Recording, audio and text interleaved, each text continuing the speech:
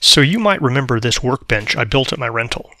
I designed it to be disassembled because I knew that I would be moving it to a different location. The time for our move came, so I unscrewed everything and loaded it up in my truck. The only parts that I felt the need to label were the 4 legs.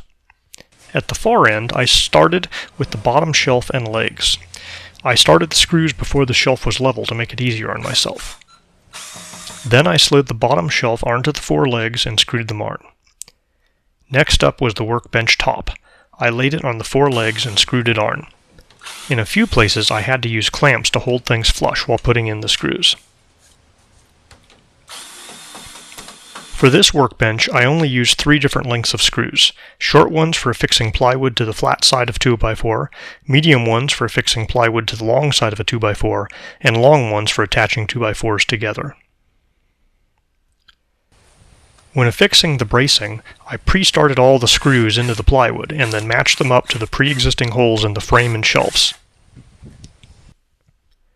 This is the bottom shelf backstop and brace sheathing. This is the workbench backstop and brace sheathing.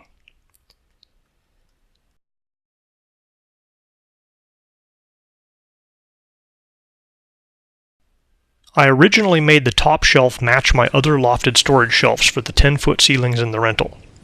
Now that I'm in an 8-foot garage, I had to lower it by 1.5 inches to fit a medium moving box on the shelf under the ceiling. This meant cutting all 4 jack studs before adding them to the legs. I required some assistance adding the jack studs, but you could probably do it on your own at a pinch.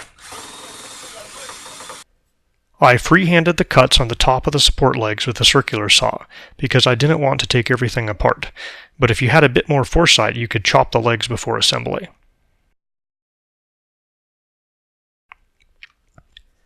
After setting the circular saw depth appropriately, I also used it to make the bottom cut for the notches in the back legs. Then I used a jigsaw for the vertical cut. I had help putting the top shelf up, which made things a lot easier. I reversed the locations of my top and bottom side sheathing from the original build due to the fact that I had it up against a different wall configuration. The only wrinkle with this is that if I wanted to keep my mounting screws for my parts boxes in the same locations, I had to reverse the plywood and drive the screws in from the back, flipping the orientation.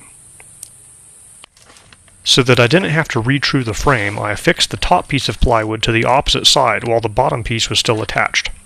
Once I had transferred the screw holes from the top half to the frame of the workbench, I was able to take the bottom piece off and then put the top piece on permanently.